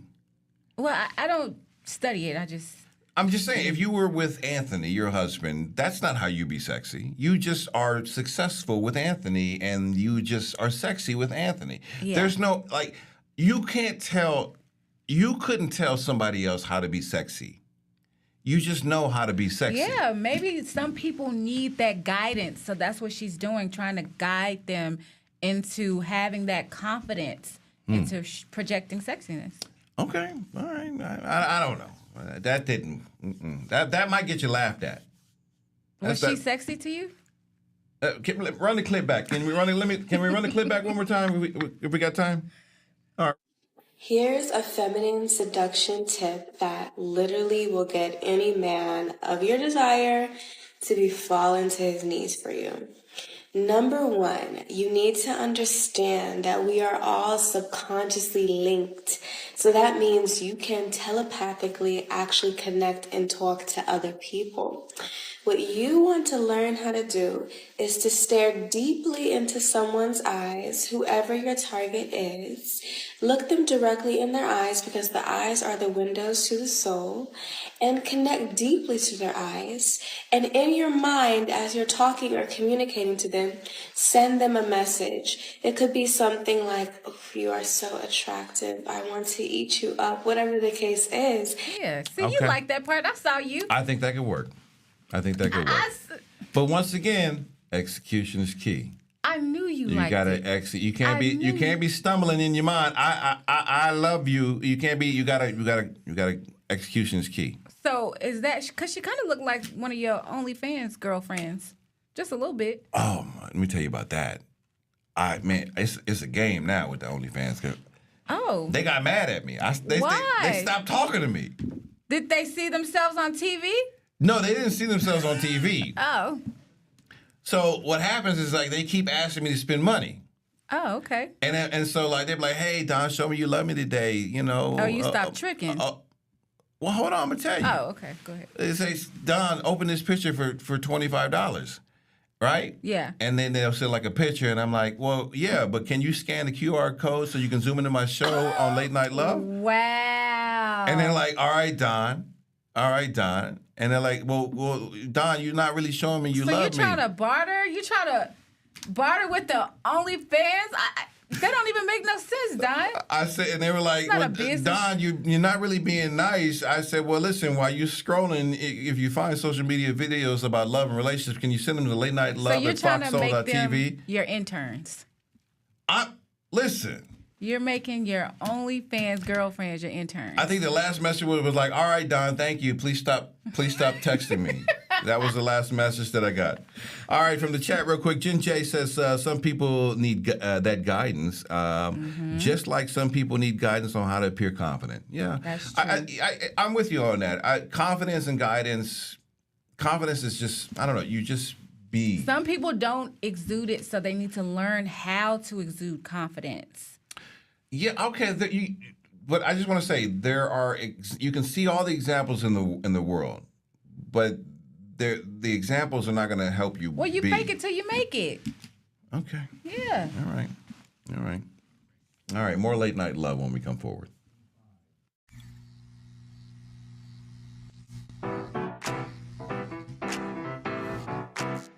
Ready to lose track of time the best way possible? Rolling! From the funniest videos to the wildest things online, we do the scrolling so you don't have to. It's Usher.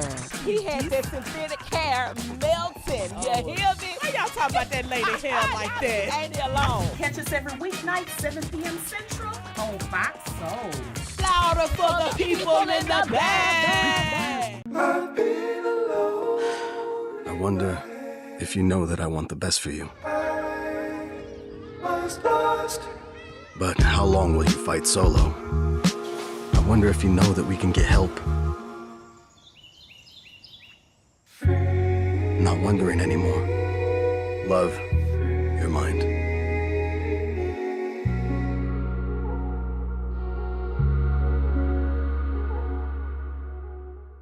I'm Isaiah Carey, here to shake things up with the stories that hit hard and matter most.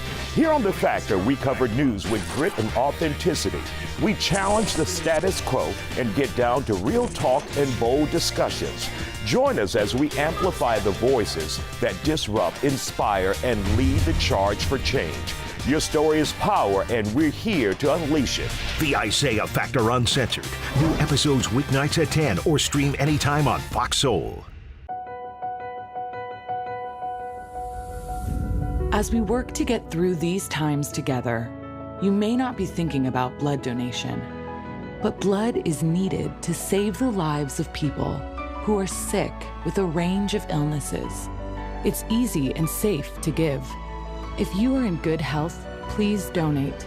We need heroes now. Visit redcrossblood.org to schedule an appointment. Welcome back to Late Night Love. My name is Don Amici with successful Brem, co-host of 93.5 K-Day here in Los Angeles with Romeo in the morning. And I want to take a moment to give some love to a man we call Dan the Man. He gets us in and out of breaks with ease. If it wasn't for him, Successful wouldn't be able to hear anything. Well, I still can barely hear. Dan does an okay job. All right, Dan, I tried. I'm sorry. All right, therapist and poster Life with Micaiah explains the difference between explicit and implicit touching with your partner. I could talk about physical touch all day. Not only do I have a strong understanding of physical touch because it's my primary love language, but also as a therapist working with couples, I understand that too often sexual touch and physical touch get confused. Physical touch is the primary love language of everyone, starting at infancy. It comes before language. It comes before understanding of time. It is skin-to-skin contact that allows our physical bodies to develop. It allows us to build trust in trust versus mistrust stage of development from age 0 to 18 months. I mean, physical touch is worldwide, globally understood as a communicator of love. I want to get into two different types of physical touch that you and your partner can share. The first is explicit touch. Explicit touch is what most of us think of initially when we hear physical touch. It's the hand holding, it's the massaging, it's the constant hugs and kisses, the more obvious go-tos. Oh, but implicit touch is a little bit more off the radar and requires a lot more intention. It's what happens in the day-to-day when nobody else is around, nobody is looking, but speaks very loudly to your partner that they matter to you and that you see and acknowledge and love them. Examples of this could be like when you're in bed with your partner watching a television show and they decide to scoot a little bit closer. Or when you're passing each other as you're putting the groceries away in the kitchen and you rub shoulders on purpose. Even as small as caressing their hand as they pass you the car keys. Those two types of physical touch, explicit and implicit, it will be up to your partner what they actually prefer. So it's best to check in with them and ask because there are dialects of each of the love languages. So, you know, one of the things about being single that I do miss is the touch, the implicit and explicit touch. It's a beautiful thing. Yeah. I was people watching in Long Beach this weekend, and I saw the couple. Maybe they were in their 30s, and they were just walking, holding hands. Well, that's nice. And it was just so beautiful just to see that. Yeah. I mean, you know, it was like, wow. You wish you had that. I just, you know, it's nostalgia. Yeah. You know, nostalgia, you know, it's like, wow. Because you can't have that with the OnlyFans girls, right? No. For an extra charge, maybe? No, I can't. I mean, I guess she can put her hand to the camera and do like that. You know, wow. And then maybe I can do something, I don't know. Yeah, but what she was talking about is true. Like being able to foster intimacy, building a connection through touching, eye contact. Yeah, there's something about there's something about touching your partner, hugging, holding, like that physical touch with another human being. It makes the chemistry grow. It also helps you feel like you can be vulnerable with that person. You know, you can actually feel like you have somebody there with you. You can grow and trust in. So it's big. Yeah, I like people watching. I sometimes I go to Santa Monica on the promenade and I just see couples down there on a date, and it's beautiful to see. One of the greatest things to have and to watch is new love. New love, where it's like a month in, you're infatuated with each other, you can't wait to see each other, and it's just like an energy there. Well, see, and I think, honestly, going back to what she was saying is you got to continue to do that. It can't just be at the beginning of the relationship, even when we were talking to Dr. Ish, like, because you're going to maybe have those times where you fall out of love and you got to get back on the same track. So practicing intimacy and touching and all those things so you can keep that fresh in your relationship is important. From the chat, they're asking, how much PDA do you do with your husband? Your 2-year anniversary wedding is coming up soon. Oh, I love PDA. I think that's important. We always hold hands. He's so big and I'm so little, we got to hold hands so I don't get lost in the crowd. Like, it's very important. Oh, that's cute. Yeah, I think it's very essential to have that in your relationship. I bet you're a totally different person around him. You're a bully to us, but to him, you're probably nowhere near a bully. You're probably just this big old softy, like, baby, I'm home. I did it. I beat up the world. I did it. I beat up the world for you, and I'm coming home. Like, you're probably just a big old softy when you get home. Listen, women out here who are hard workers, you have to make sure that you are being your best self, putting yourself, out there and getting things done. And then, of course, you go home and you're a different person with your spouse. It's totally... Now, how does he hold your hand with the nails? Because they're very long nails. Done. No, they're very long. Done. How do you do anything with the nails? It's an art. It's like you try to do the mouse, you got to hold it. I don't need a mouse, so it works out for me. Oh. So, yeah. So, are you very, touchy-feely in your type of relationships? Not the online ones. I think you're jealous of my online girlfriends. You're jealous because I spend money on them. I know what's going on. Okay. I don't know. I have to get used to you touching me. Otherwise, I might feel a little uncomfortable around it. Really? Everybody has their own personal space. Mm-hmm. And so, if you start, invading it without me, knowing or coming up behind me, I might get weirded out a little bit. Oh, really? But it might take a minute for me to get used to, if that's your love style. So have you had a girlfriend complain about you not being as affectionate as they would like? If I see the affection coming, I'm good with it. It's the surprise affection that I don't. What, coming up behind you if you're in the kitchen cooking and giving you a hug or something? Right. That's weird to you? Yeah, that's the weird part. Oh. But if I see it coming, I'm like, come on. But if it's coming behind or surprising, I don't like to be surprised. So you got to have a conversation about it. Hi, Don, I'm getting ready to hug you right now. Well, it's not that. It's just if this weird body starts coming to hold you from behind, you're like, well, who is this? And then, I start worrying about are you feeling on my fat and on my insecurities or you're holding onto my tummy and yeah, that's deep rooted. Right. I got issues. So do you initiate the touching since you don't? Oh, I do all the initiating. Oh, I don't have a problem touching them. But you being touched. Yes, that's me. Oh, okay. Yeah, I got insecurities. I'm not That's okay. I'm not like Superman. We all have them. Yeah. Yeah, All right, that's good that you can have a safe space here and talk about them, Don. I don't think this is a safe space. Oh. You're a bully. All right, the silent treatment. We've all gotten the silent treatment at one time or another. It's not so subtle. It's a not so subtle form of aggression in arguments. But poster Cynthia West has learned that when she does it, it's counterproductive. So when me and my husband were dating and we would get into disagreements or arguments, I would not talk for days. My husband is the complete opposite. He wears his heart on his sleeve. He's more of a very direct communicator, more of the let's talk about this now so that we could just move past it and get over it. I wouldn't talk for 2 or 3 days. And that's the thing. As introverts, you already know, we could be by ourselves for a very long time. So I would just be at my apartment chilling with my shows on and my snacks. It wasn't even anything crazy. He would call and he would text and I would just kind of brush him off or not answer. One time he was like, it's like you're punishing me for being upset. You're putting me on punishment and I don't like that. At first I was in denial and at first I was just like, what are you talking about? We don't realize that just because you're being passive and just because you're being subtle about your shade does not make it any less of a form of manipulation.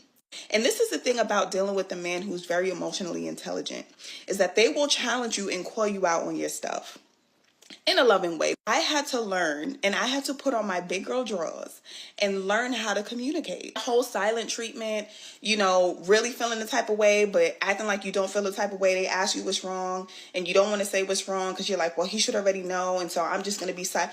All of that, it's not going to work. Safina, whoever would ever want to start an argument with you, I have no idea. You're just too pretty. She is very beautiful, but I love the fact that she was able to hear her husband out and make a change, because the silent treatment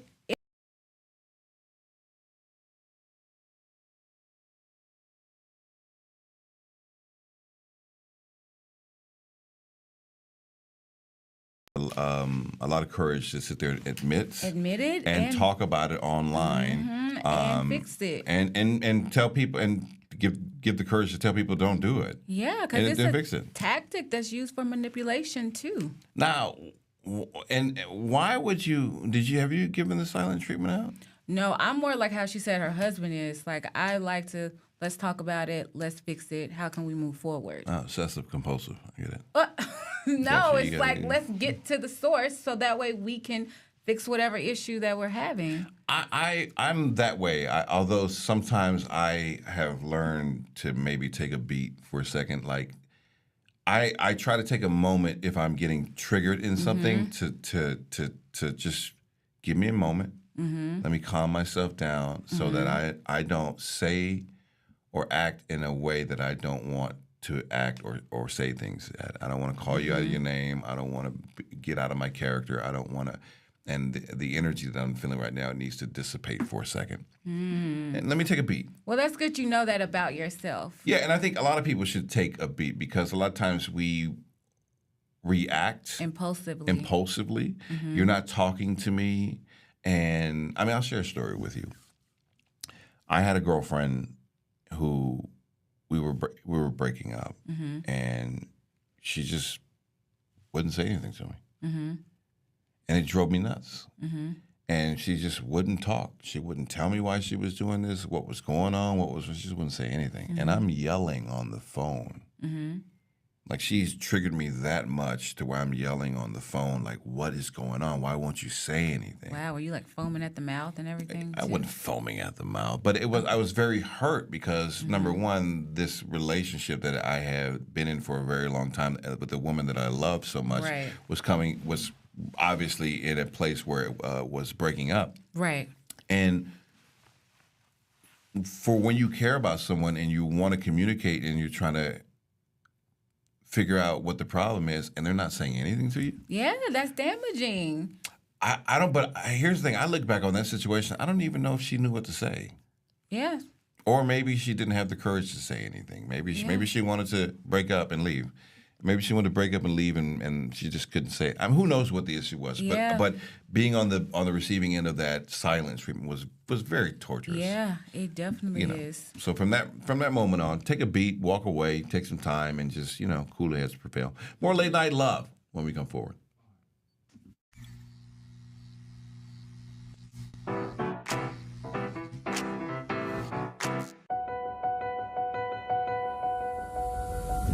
As we work to get through these times together, you may not be thinking about blood donation, but blood is needed to save the lives of people who are sick with a range of illnesses. It's easy and safe to give. If you are in good health, please donate. We need heroes now. Visit redcrossblood.org to schedule an appointment. What do you think you're doing, Kevin? Was just gonna drive home. There are several warning signs present that you shouldn't be driving. Like hearing voices? Like your text-to-emoji ratio? Oh man, the selfies. Selfies. Nailed it. We all have warning signs that let us know that we're probably not okay to drive. Mine is pretending to be your subconscious. Greg, come on, man, let's put a ride home. Ready to lose track of time the best way possible? Roll it! From the funniest videos to the wildest things online, we do the scrolling so you don't have to. It's Usher. He had that synthetic hair melting. You hear me? Why y'all talking about that lady hair like that? Ain't he alone? Catch us every weeknight, 7 p.m. Central on Fox Soul. Louder for the people in the back. I was a quarterback at Hardaway High School. College first round draft pick. During the football season, I would stop eating. But I didn't know I was depressed. We didn't have any education behind what mental health was. I started to learn it starts here first. If this is together, I'll be better as a father and as a husband. We have to redefine what being a strong man is and heal, love your mind. Welcome back to Late Night Love. I'm Don Amici with Successful Brim. Live from the chat, Marla Cozy says, I like how she made the adjustment to listen to her husband. Mm-hmm. Some women won't do that or admit that. We were talking about, we just played a video from a woman who said that she used to give her husband the silent treatment and that he is an emotionally intelligent individual and he taught her that you're punishing me when you do that. And she thought she was just giving him a little lightweight shade. And why would you want to give your partner shade? You know, she said, you know what? I had to figure it out. She had to learn how to communicate. Yeah. Successful, you picked this next clip from Poster. It's on site where he complains that he can't afford his type. I seen a post from a woman on here that said the real reason she doesn't date attractive men is because basically once you her type, you can get away with almost anything. And I 100% feel that. Like, I'm not gonna say I date ugly women because I don't, but like, I stay away from my type. Because my type has me spending money that I don't have, skipping work that I need to be doing, mentally going through all the loops, and I don't want to go through no more circuses. I don't want to chase nobody. I only want what wants me. So I'm not going after my type. And my type is the traditional bad, and I think that's everybody's type. But the bad has a worse personality, is all I'm saying. So I like women that like me as much as I like them, as well as have personality to go with looks, have smarts to go with looks. Like, my type, all you gotta do is be light skin, curly hair, and a nice body and a pretty face, and boom, here's my wallet. Here it all. Oh, you need your nails done? Don't worry, I got it. And I don't got it. I really don't got it. So that is like detrimental to my life. So I stay away from them. A little colorism there going on. Yeah, that's the thing that got me when he said the typical bad girl is light skin with curly hair. Well, that was, light skinned chicks were they were all the rage in the 90s. Now it's all about the chocolate baddies. Well, everybody is beautiful in their own skin. Well, listen, come on now. Let's be real. Seriously, every color, every shade has their time. All right, Wesley Snipes was hot at one point, and then he went out of fashion. Light skin dudes ain't so far beyond this conversation. Light skin dudes, we ain't listen. I will admit, light skin dudes, we ain't been popping since Albie Shore in the 90s. What? No, we had the 90s. Light skin dudes had the 90s. We have not been in style. I just think how he says he knows he can't afford, I guess, the women that he likes to date, and he stays away from them. It does make me think, how does he treat the women that he's actually dating? Is he spending money on them? Is he being respectful because he's maybe not that interested in them? And he's, like, how is that? I don't know. It sounds like he's looking for torture because it doesn't seem like he's really trying to understand. It doesn't seem like he is going after a person, right? More than an image. Image, exactly. And that image is giving him a certain type of thing every single time, instead of really trying to get to understand, who are you dating? Right. There's a person behind that look. Exactly. And you should be able to find, if you like a light-skinned woman or with curly hair, a person who's not going to take advantage of you. Well, they're it out sounds there. like they're not taking advantage of him. It sounds like he's trying to do whatever he can to keep them because he believes that they're the baddest. So he has to, sell his soul to keep them. Sounds like you're triggered over there, huh? Well, no, that's what he sounds like that he's saying. They're the baddest, Well, that's what he said. All right. Still In his opinion. Listen, whatever shade of caramel mocha you are, you're beautiful too, okay? We're all beautiful. I'm just, it's okay. Don't get triggered over here. I'm just, that's him. He said it, not me. Okay, done. We hear a lot about going to the right events or the right gym or art galleries to meet high-value partners. And while there is some truth to that, poster Ray Told You So thinks this is the best dating hack. I don't know who needs to hear this, but one of the best ways to find a partner is a friend of a friend. I'm telling you, there's already a comfort level there. I met my wife through a friend of a friend, a mutual friend. I'm telling you. So many great relationships are built off a friend of a friend. So when you get invited to that social gathering, go. Don't stay home. Don't make excuses. Yo, the love of your life could have been at the function last week. You didn't go for no reason because you didn't have an outfit. You bugging. You missing out on opportunities. You bugging, you missing out. Wow. I think the world runs on networking. Yeah, I really don't think that you can just. That's why I think like maybe the apps don't really work. Like you really got to be introduced to people through people that you know because they are probably not going to steer you wrong. Maybe that's why a lot of these matchmaking services work very well for people because they get the chance to get to know you, and maybe then they get a chance to get to know people they're trying to set you up with. Yeah, and they can tell whether or not like you're aligned and you're okay instead of you just cold meeting through a app or something like that. Yeah, that's funny you said. I think we're going to have a matchmaker on soon, so that's going to be fun. A matchmaker? Yeah, I think that's going to be fun to see how that works. Yeah. But like he was saying, like I think it is important that you do like network and, try to meet people in person instead of hoping. I think we had this conversation, like they're going to show up as your DoorDasher or something. Like you actually got to go out and meet people.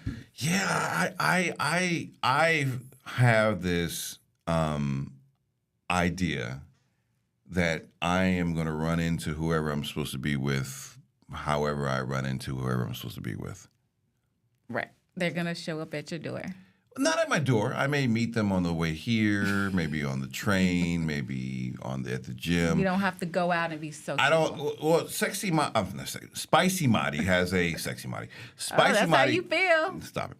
Spicy Marty has a proactive approach saying that you need to go into the places of where you're looking for people. So if you want a high net worth individual, then you need to go into the art galleries. You need to go into Equinox. Yeah. You need to go. I don't know if is that going to work for me.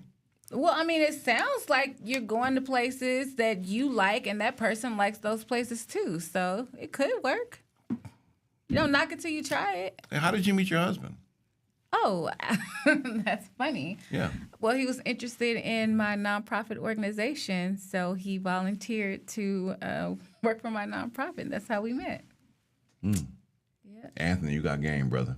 What? You got game, brother. Woo. We give mental health resources. Whoa, Anthony, you got game, bro. It's for an important cause. Yes, I would like to help. I just saw this pamphlet for the Human Resource Drumline on the weekends. Wow.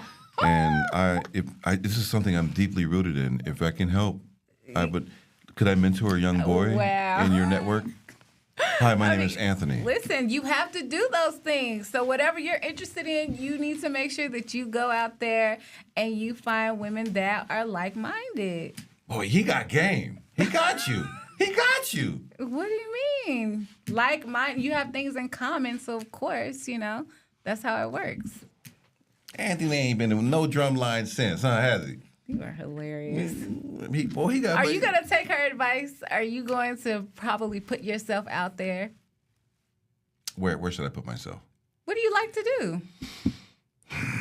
I'm going to start working out at the gym earlier. I'm going to get up earlier and I'm going to go to the gym. Well, those are different people that go early, so you're going to meet somebody that's very similar to you. I can work out early in the morning. I'm trying to start my day earlier. Okay. So to get more that's done. good. Yes. Yeah. So somebody's gonna be there. Yeah. Or should I go? Should I go somewhere? Do you have do you think I should if you were in charge of my life, right? Okay. Where would you send me to go? Where do you think I would find? Because you know a lot of. First of all, beautiful women stick together. You have a lot of beautiful friends. Yeah. Where would you send me to go find my wife? Well, I would first of all need to know things that you're into. You like cigars, right? So a cigar lounge. Women go to cigar lounges. Okay. All right. So you definitely can find somebody there. All right. You like listening to music? Yeah. You like your little ratchet music, though. Yeah. So you may meet you a little ratchet. I can volunteer like Anthony, right? Maybe somewhere. If you're really into those causes, but I don't really see you, into that type of stuff. So, whatever you're into, then you should definitely go. I invited you to the all-white party, and you didn't meet nobody there. Well, look, there's a strip club across the street. Now I'm going to volunteer during the break. More Late Night Love when we come forward.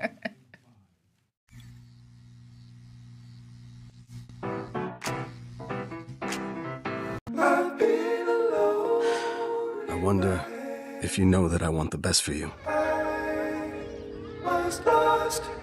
But how long will you fight solo? I wonder if you know that we can get help. Not wondering anymore. Love, your mind.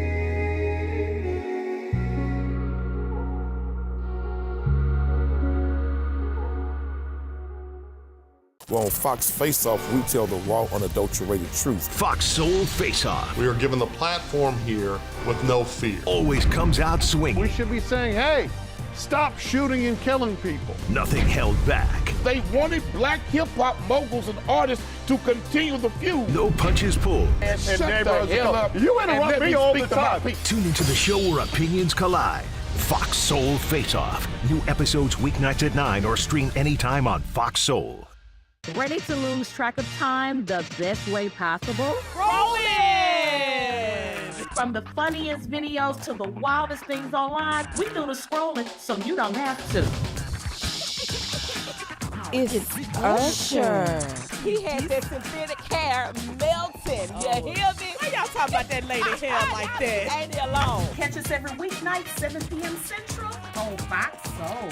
Louder for the people in the back. What do you think you're doing, Kevin? Was just gonna drive home. There are several warning signs present that you shouldn't be driving. Like hearing voices? Like your text-to-emoji ratio? Oh man, the selfies. Selfies. Nailed it. We all have warning signs that let us know that we're probably not okay to drive. Mine is pretending to be your subconscious. Craig, come on, man, let's split a ride home.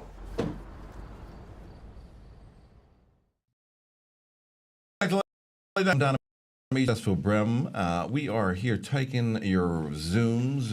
We're talking about relationships and love, and we always invite you into the conversation. All you got to do is zoom into the show. The QR code always on the corner of your screen, or you can always jump into the chat on Fox's Late Night Soul, Late Night Love YouTube page. I'm all over the place tonight. Fox Soul's Late Night Love YouTube page. Out. Listen, I'm splitting words. Late Night Love's YouTube page on Fox Soul. So just jump into the chat and we'll get your comments there, or zoom into the show just by scanning the QR code. There's also a link there if you are technology challenged. All right. Poster, the mom Latrice says she's not too pretty to be single. Y'all know what I'm sick of hearing? Why are so many women single? Women no longer stay in relationships. Women are tired. And I'm sorry to break it to you, but we're no longer willing to deal with disloyalty and disrespect just to say we got a man. Because personally, I'd rather go mop the ocean before I deal with another one-sided relationship. And people love to say, but you too pretty to be single. Nah, boo. What I am is too intelligent to stay in a one-sided relationship. Too loyal to deal with disloyalty. Too real to deal with someone else's past trauma when they won't get therapy. Too kind to be mistreated. And way too whole to let anyone else break us down. Pretty is no longer the standard. Peace, growth, and respect are. And if you can't get with that, then you gotta go. So please stop telling women that we're too pretty to be single, because we have chosen our peace. And what we have become is educated, healed, and unbothered. That's what we are. Ooh, yes, girl.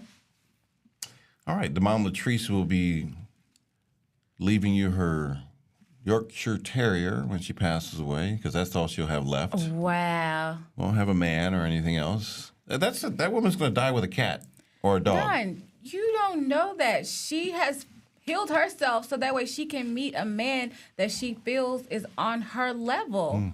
So that way she doesn't have to deal with his unhealed trauma or his disrespects or him lacking emotional intelligence, because she has worked to gain all those things for herself. A lot of passion in her voice. A lot of passion. What's wrong with that? You got to be passionate about what you believe in. Yeah. Is she better off single? She didn't say that she was better off single or in a relationship. I mean, do you think she would be better off? Because there was a lot of energy and she was on a roll with her post, but there was a lot of energy in that post that is not going to make... I know where you headed towards. No, I'm just saying, as a man watching that, there's a lot of energy that's going to be like, I'm good with you, sister. So you don't think there's a man that's like, you know what? I love that about her, that she's really like healed and done the work. Like, you don't Not off of that post. I would give her listen, just because I don't like to judge people off of first impressions, I would give her a conversation. But if that energy shows up in the conversation... Confidence? Sure of herself? That's what you saw? Yes. I saw anger. Wow. I saw resentment. Wow. I saw tired. Wow. Right. I saw a lot of feelings of I'm tired of being misused and mistreated. Well, directed towards men. You don't think there's a man out there that may feel like he's tired of being mistreated and abused, and he's like, wow, I finally can find somebody who's also just as tired as I am? Oh, maybe.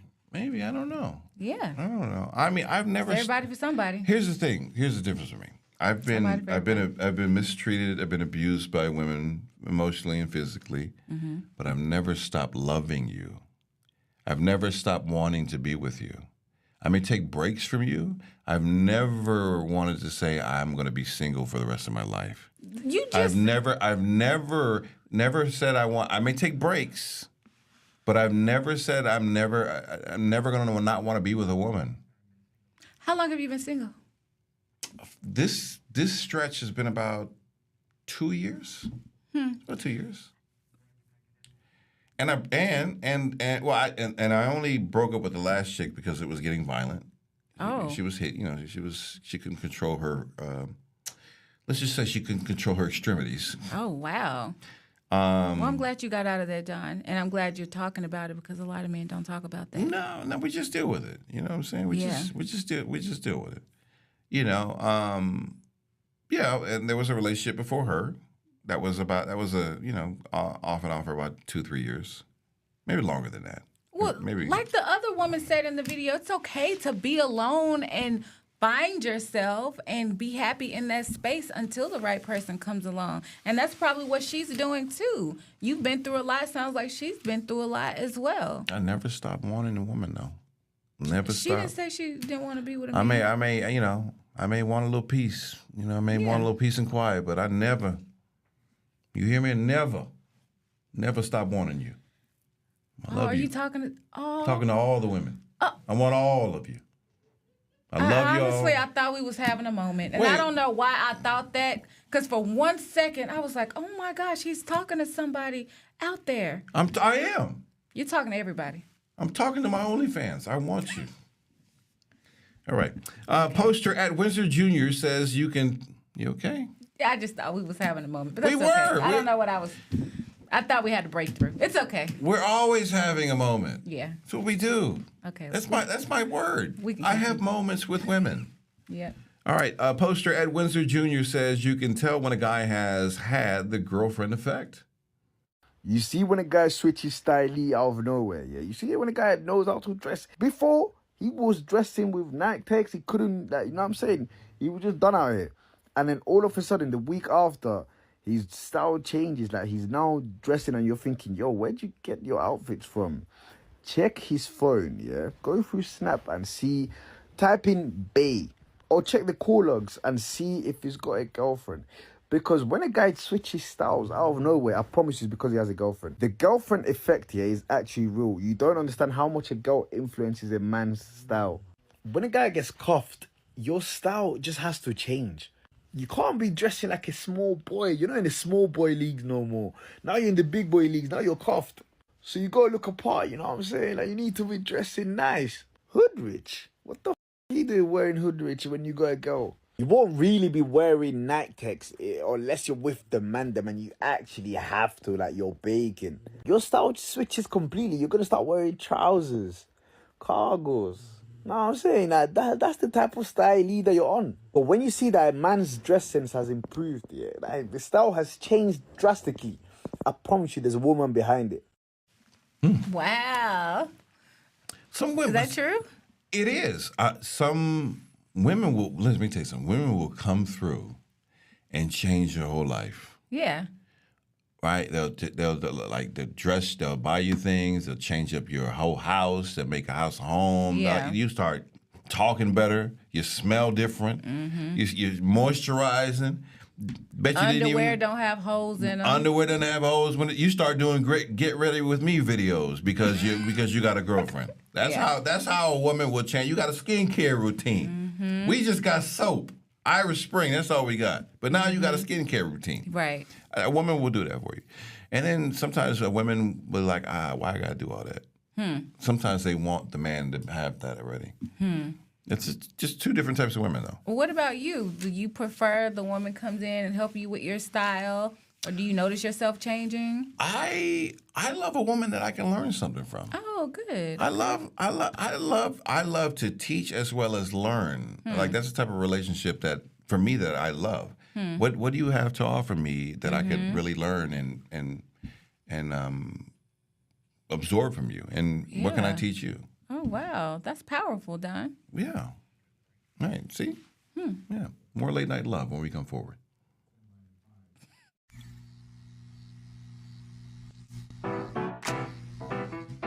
Ready to lose track of time the best way possible? Rolling!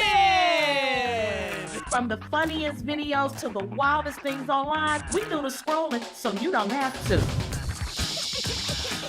It's Usher. He had that synthetic hair melting. You hear me? Why y'all talking about that lady hair like that? Ain't he alone? Catch us every weeknight, 7 p.m. Central on Fox Soul. Louder for the people in the back. I wonder if you know that I want the best for you. But how long will you fight solo? I wonder if you know that we can get help. Not wondering anymore. Love, your mind.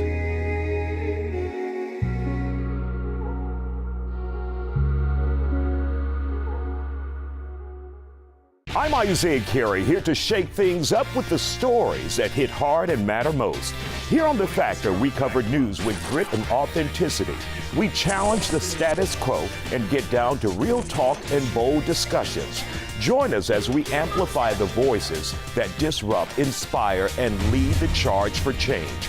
Your story is power, and we're here to unleash it. The Isaiah Factor Uncensored. New episodes weeknights at 10 or stream anytime on Fox Soul. As we work to get through these times together, you may not be thinking about blood donation, but blood is needed to save the lives of people who are sick with a range of illnesses. It's easy and safe to give. If you are in good health, please donate. We need heroes now. Visit redcrossblood.org to schedule an appointment. Welcome back to Late Night Love. I'm Don Amici with Successful Brim, and we've got chats here you can jump into. Now, you can zoom into the show with the QR code right there, or jump into our Late Night Love Fox Soul YouTube chat. From the Zoom chat, though, HN says about me, he's actually being real. He's not bothered because he has friends. Just hit and we good, that's all. That's why the host isn't worried about having a woman, and he does need one. He has many. I have many women? Is it? Well, I mean, he probably heard about your OnlyFans adventures. No. I mean, I shoot my shot. Did you meet a woman at the pageant? Did you shoot your shot at anybody there this weekend? I shot my shot.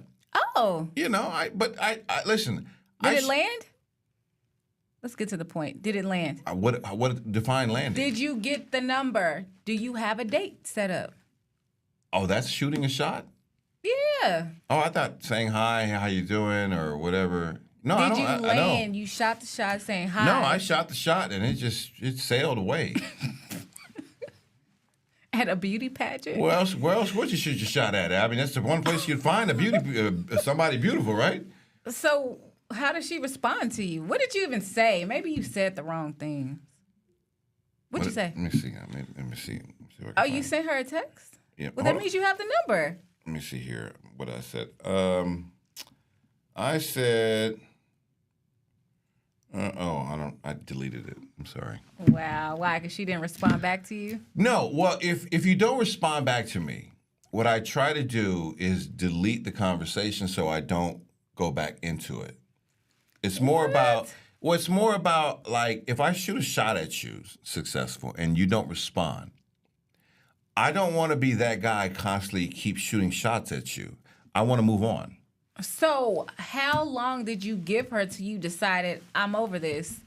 If I have a conversation with you here and I shoot a shot here and I have another conversation with you over here and you don't acknowledge the shot that I shot.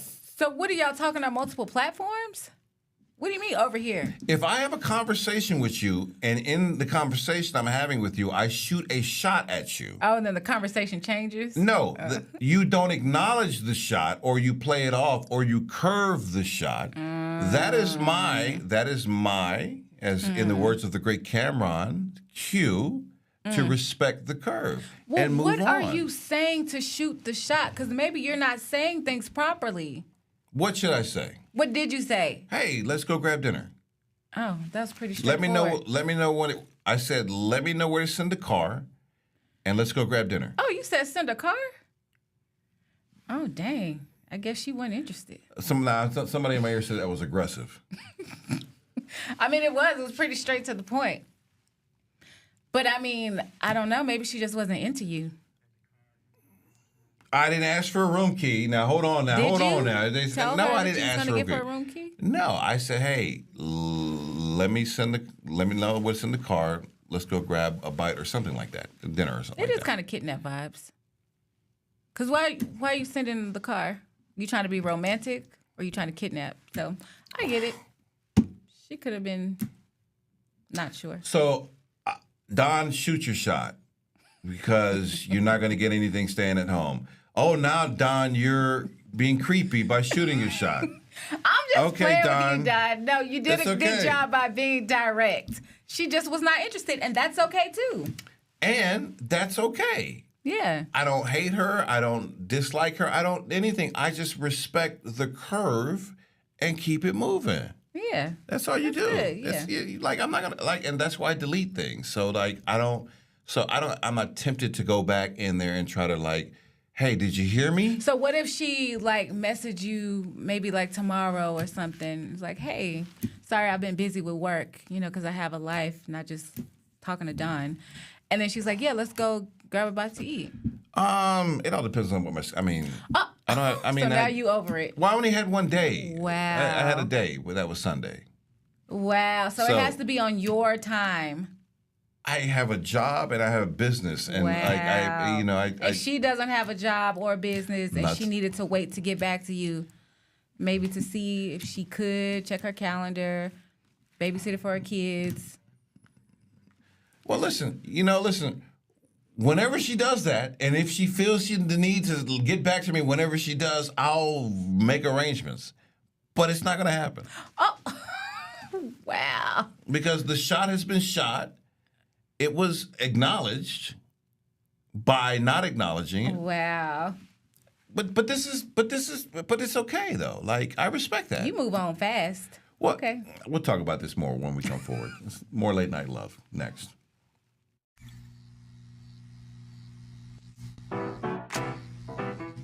Ready to lose track of time the best way possible? Roll it!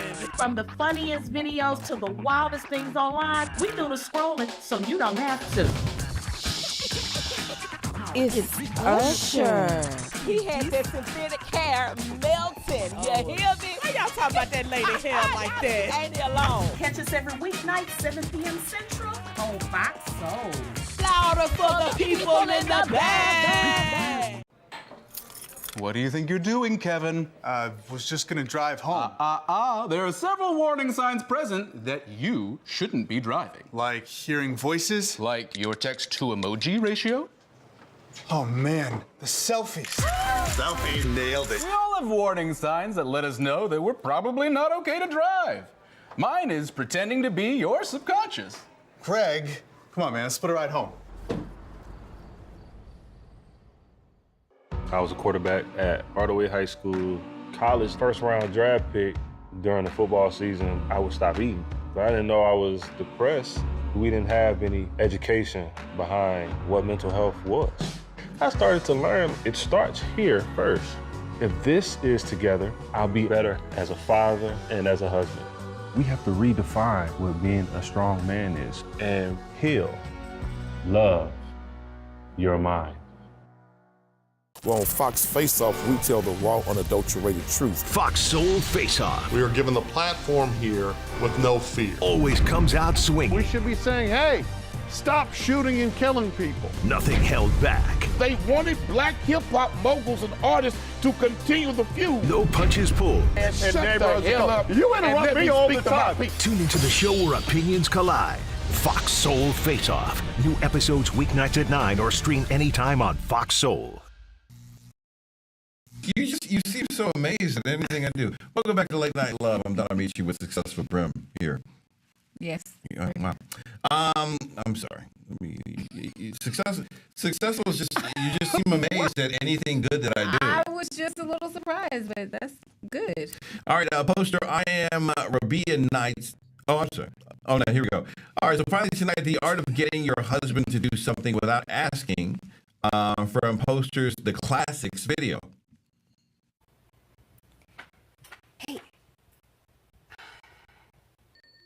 He's busy, and I really want him to put the show together right now. What did my friend say to do? That little trick?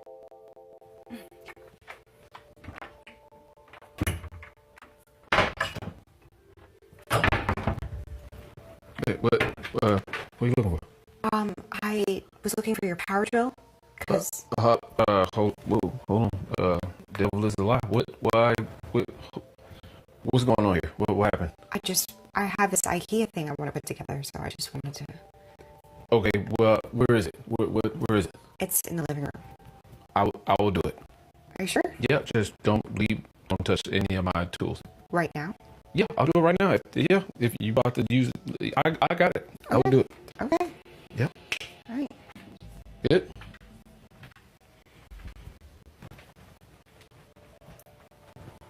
Poor guy, look at him working his women working their magic. And now here's another couple known as Beefing with the Blacks playing the same gag. Oh, baby, don't forget, I'm having the morning TV. What? I'm having the installation guy come tomorrow morning to install my TV in there. Install what TV and where? The TV in my Get Ready With Me room. What am I here for? What do you mean, what are you here for, man? I know how to install TVs. I did all the other TVs in the house. Why can't I do one in your room? Because it's taking you 3 months to install the TV in my room. What you mean? So I called somebody local. It ain't been that long. It's been that long. It might have been longer. I called somebody local who installs TVs around town, and he said he can come do mine in the morning. You call another man to come to my house and put a TV up like there ain't a man already in this house?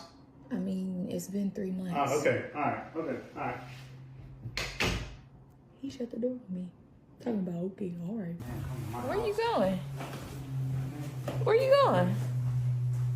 Now he got the toolbox, y'all. The quickest way to get a man to do something you want done now, pretend to be doing it yourself, or tell him you called another man to do it. I'll show y'all what it looked like when he done. Smart. I don't want to, as much as I want to disagree with that, I've got a TV sitting on the floor for 6 months already. So Wow. Yeah. So you need a woman to push you. yeah, all I can do. Successful Rim catch her in LA on 93.5 K-Day tomorrow morning. The Listening Lounge is coming up next. My name is Don Aishia for Late Night Love. Until tomorrow, goodbye. Good night.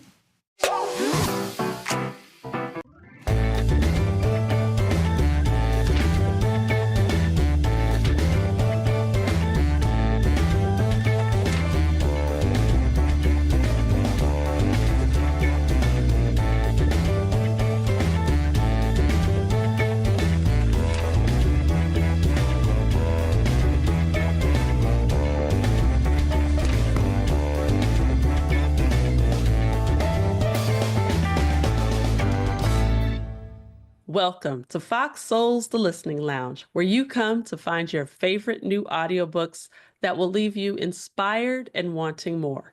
I'm your host, Derica Abraham.